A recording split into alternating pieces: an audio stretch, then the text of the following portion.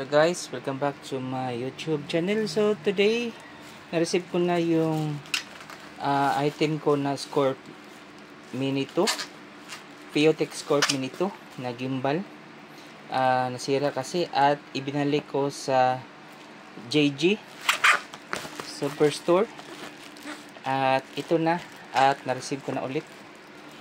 And kung may nagtatanong sa inyo kung anong problema nito, kung bakit ipinadala ko pabalik sa JG Superstore, nasa video ko, sa YouTube video ko, kung ano talagang problema ni Scorp or Piotex Scorp Mini 2 ko. So ito yung package na na-receive. So dito may parang sticker na tinanggal at ito yung natira dito lang, pero dito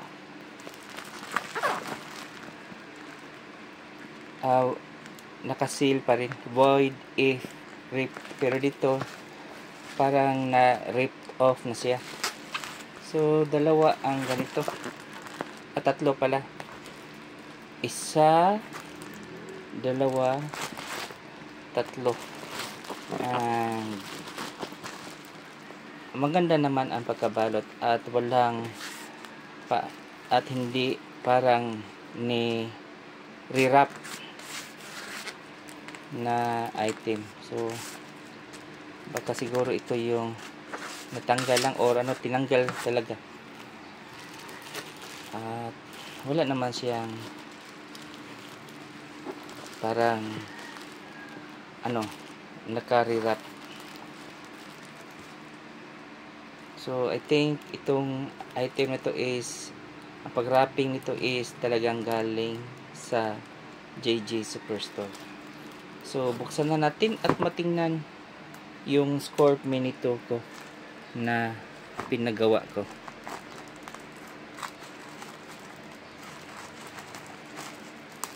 So itong video na to is walang cut para makita naman na ni JG Superstore na yung transparency sa pag unbox ng video.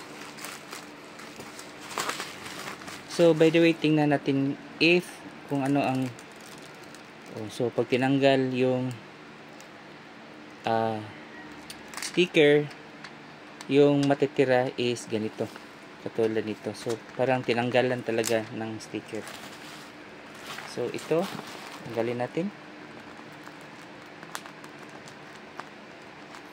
Dito parang madali lang tanggalin, pero ito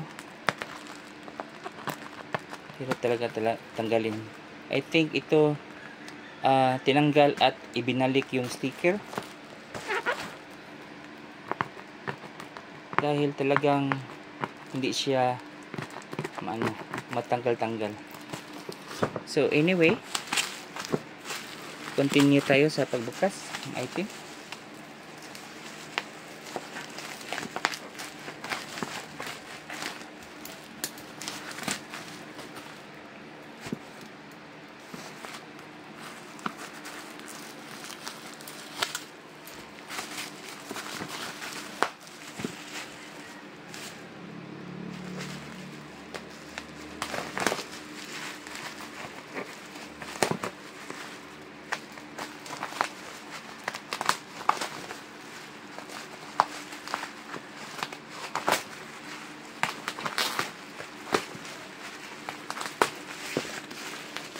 Talagang makapal ang pagkabalot para hindi ma-damage yung box.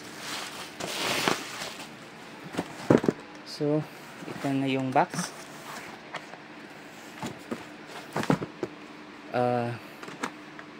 Yung box nito is set aside natin for safekeeping lang, dahil hindi talaga ako mag-ano sa box, yung ano, yung tawag doon,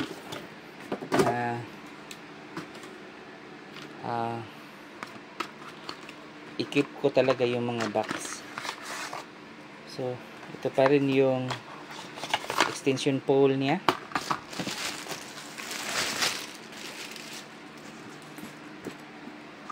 At yung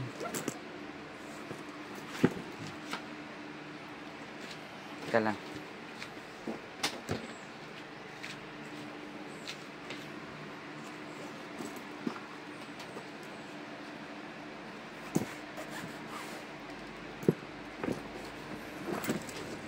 parang yung ganito yung hard case is hindi na sa akin, pero tingnan natin sa loob. So may nakasulat na repaired, and ito pa rin yung manual, ito pa rin yung dati nakikita ko. So ito pa rin yung unit ko. Nilagyan ko kasi ng tape dito, and okay naman, halatang hindi repaired, pero itong item ito is ito talaga yung akin. So tingnan natin yung ito pa rin yung hard case ko, dahil dito may marker nilagyan ko ito ng marker dahil tinahi ko ito nilagyan ko ng sling strap, kaya may ganito. So ito pa rin yung tripod, yung mga dating mga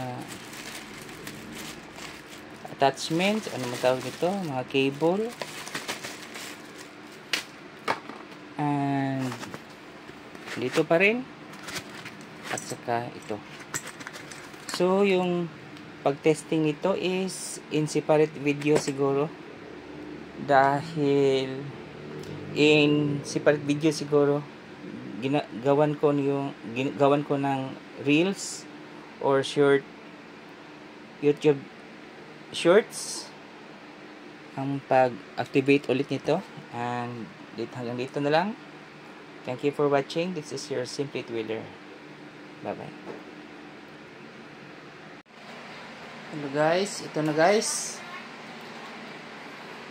na-balance ko na si Scorp Mini 2, at ang ginawa ko ngayon is to unlock the gimbal.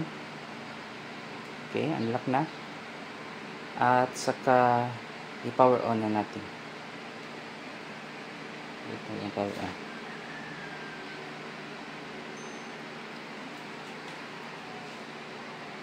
Okay, gumagana na siya. Medyo nag-vibrate pa siya. Gimbal vibration detected. Please initiate auto tune function of the motor power. Okay.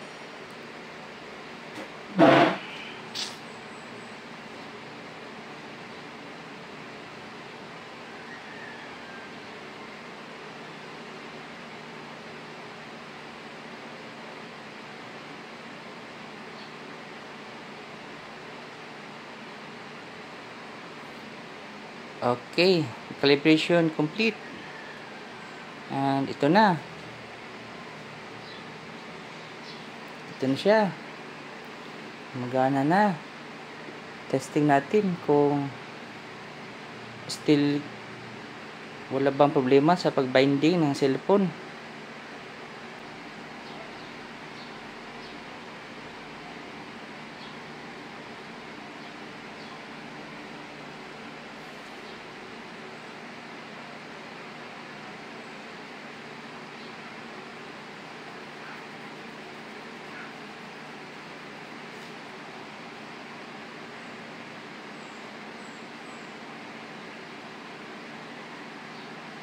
Tagal.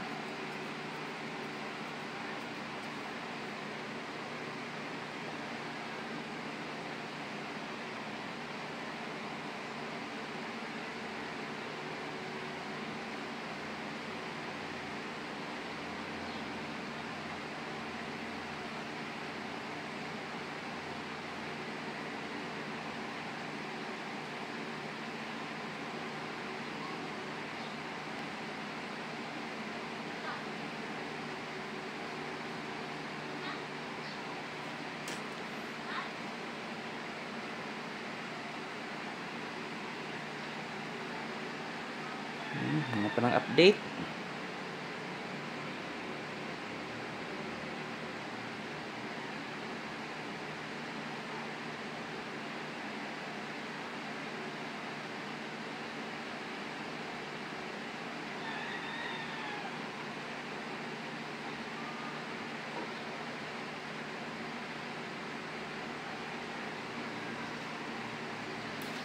Gimbal firmware update transactions add function to adjust composition via the joystick after initiating tracking.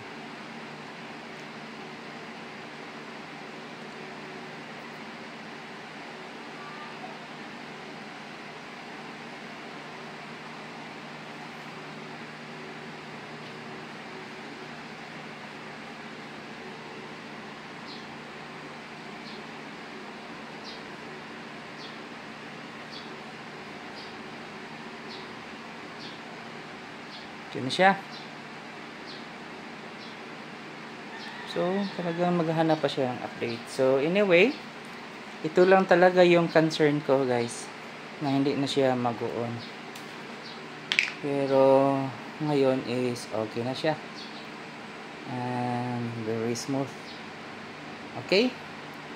Hanggang dito na lang. Thank you for watching. This is your Simply Twiller. Don't forget to like, subscribe, and hit the notification bell kung gusto niyo palaging update sa mga bagong videos ko.